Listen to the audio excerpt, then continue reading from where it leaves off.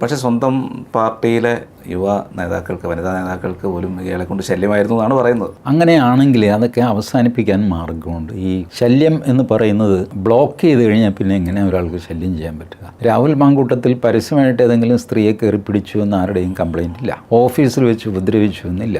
പൊതു രംഗത്ത് പരിപാടികളിലോ അവിടെ ഇവിടെ വെച്ച് ആരെങ്കിലും ഉപദ്രവിച്ചു എന്ന് അങ്ങനെയില്ല.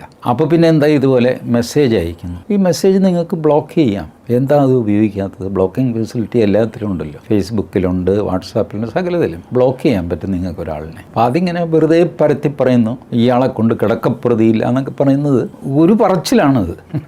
ഒരാൾ വീഴുമ്പോൾ ഒരുപാട് പേർക്ക് ഇതൊക്കെ പറയാനൊക്കെ ഉണ്ടാവും. അതാണ് ഞാനിതൊരു ഇൻസൈഡർ ജോബാണെന്ന് സംശയിക്കാൻ കാരണം. ഇൻസൈഡർ ആണെങ്കിൽ തന്നെ കോൺഗ്രസിൻ്റെ ഉന്നത നേതാക്കൾക്ക് ബന്ധമുണ്ടാവുമോ? അങ്ങനെ ആയിരിക്കും. ഉണ്ടാവണം. കോൺഗ്രസ് എന്നാണ് ഇത്ര വലിയ പുണ്യവാളന്മാരേത് എനിക്കറിയില്ല. കോൺഗ്രസിൻ്റെ ഒരു വിഭാഗം, പ്രത്യേകിച്ച് നെഹ്റുവിയൻ വിഭാഗം, നെഹ്റുവിന് ഇല്ലാത്ത ഇല്ലിജിറ്റിമേറ്റ് റിലേഷൻഷിപ്പ് ഉണ്ടായിരുന്നു. എഡ്വിൻ ആ മൗണ്ട് ബാറ്റനുമായിട്ടുള്ള ബന്ധം എല്ലാവർക്കും അറിയാമായിരുന്നു. പക്ഷേ എഡ്വിനയ്ക്ക് ഇതിൽ പരാതിയില്ല, മൗണ്ട് ബാറ്റന് പരാതിയില്ല. പിന്നെ നാട്ടുകാർക്ക് എന്താ പരാതി? അങ്ങനെ തുറന്നു. അതുകൂടാതെ വേറെയും നെഹ്റുവിൻ്റെ ഒരുപാട് ലിസ്റ്റിൽ മറ്റ് സ്ത്രീകളൊക്കെ ഉണ്ടായിരുന്നു. അപ്പോൾ അന്നു മുതൽ തുടങ്ങിയ ഒരു നെഹ്റുവിയൻ കോൺഗ്രസ് പാരമ്പര്യം പലരും പിന്തുടരുന്നു. അപ്പോൾ അത് ചിലരൊന്നും അത് ചെയ്യുന്നില്ല.